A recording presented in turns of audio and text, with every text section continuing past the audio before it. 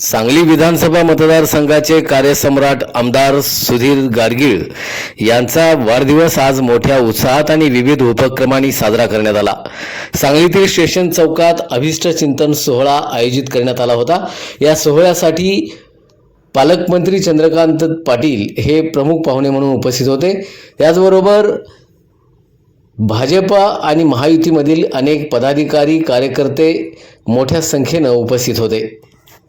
पाहूया।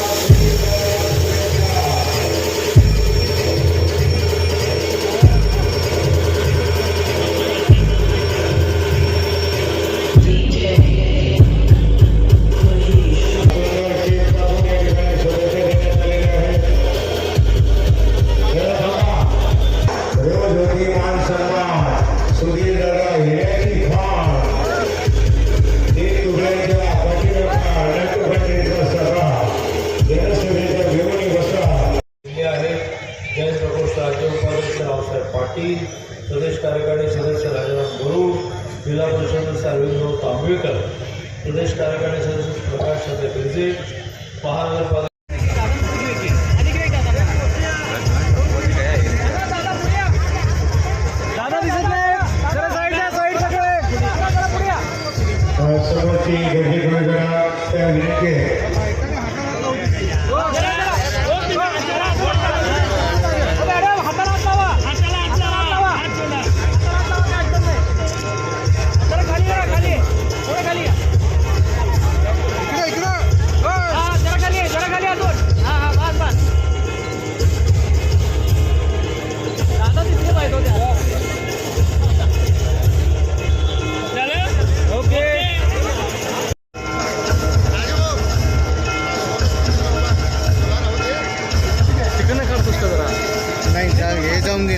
चौऱ्याहत्तराव्या वाढदिवसाच्या निमित्तानं या ठिकाणी उपस्थित चंद्रकांतदादा पाटील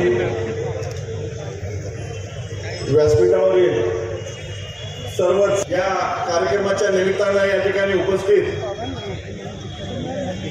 सर्व प्रिंट मीडियाचे प्रतिनिधी, इलेक्ट्रॉनिक्स मीडियाचे प्रतिनिधी या सर्वांचं या ठिकाणी मी या कार्यक्रमाच्या निमित्तानं सहर्ष स्वागत करतो।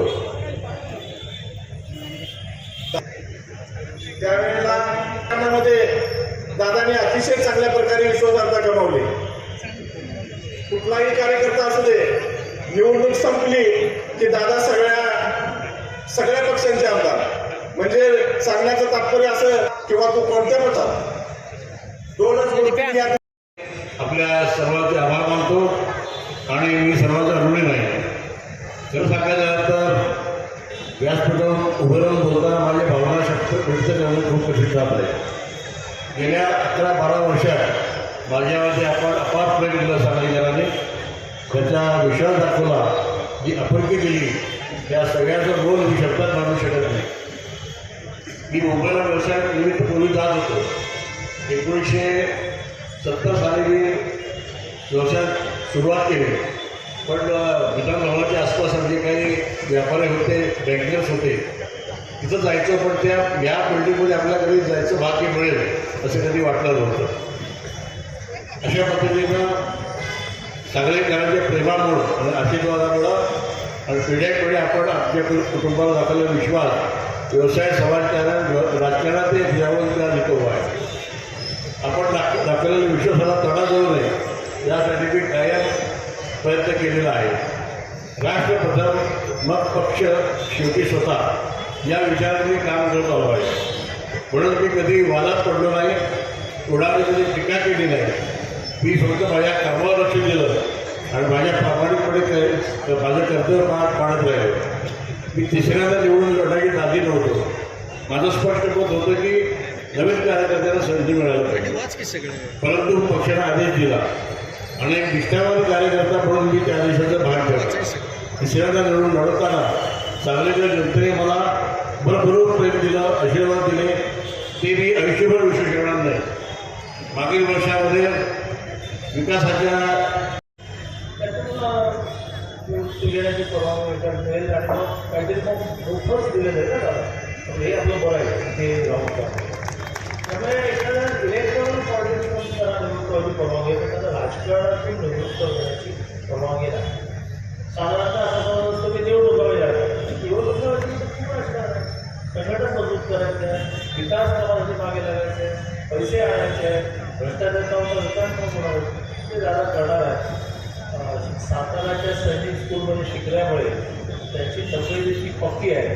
गेली महिनाभर थोडी भीती त्यांनाही वाटत होती, आम्हाला सगळं वाटत होती, रेव्हेन्यू चौकशी करायची, रविकांत चौकशी करायची, पण आपल्या सगळ्यांच्या आशीर्वादामुळे त्या सगळ्या टेस्टमधून ते बाहेर पडलेले आहेत. त्यामुळे खूप त्यांना आयुष्य मिळणार आहे. आणि आज तर किती शुभेच्छा, सगळ्या शुभेच्छा थोडा आरामात 100 क्रॉस करू हे काही. त्यावेळी 100वा वाढदिवस त्यांना साजरा करण्याची संधी आपल्याला मिळाली. आपण सगळेजण त्याला उपस्थित राहावे. तर दादा 100 क्रॉस करण्याने 26 जायला लागेल, माझा 68 आहे. म्हणजे मग मला 70 लागेल तर मला पण 26 वर्ष जायला लागेल. तर त्यांना 100 वर्ष पूर्ण व्हावी असं मला माझाही वाटतं की तुम्ही पण त्या कार्यक्रमाला असणार आहे. जे 26 वर्ष 74 6 80 आणि 26 वर्ष मलाही जायला मिळणार. त्यामुळे खूप शुभेच्छा देतो. आणि ह्या टर्मची अजूनही 3.5 वर्ष राहिली आहे. खूप पेंडिंग कामं दादा पूर्ण करायची आहे. आणि त्यांचा एक स्वभाव आहे की ते तो विषय मार्गी लागल्यानंतर काय मला स्वस्त होतो सगळे पूर्ण दादा टार्गेट ठरावं की 29ला काही कामं झाले नाही, आता त्याच्याकडे करू. तर मग त्याच्यानंतर ते विचार करते आणि 75 नंतर ते काळाकडून मदत होतं काय काढायचं. त्यामुळे वाढदिवसाच्या खूप शुभेच्छा देतो. आपल्या सगळ्यांना धन्यवाद देतो की इतकं प्रेम तुम्ही दादावर लागून आहे. आपल्या सगळ्यांना धन्यवाद देतो आणि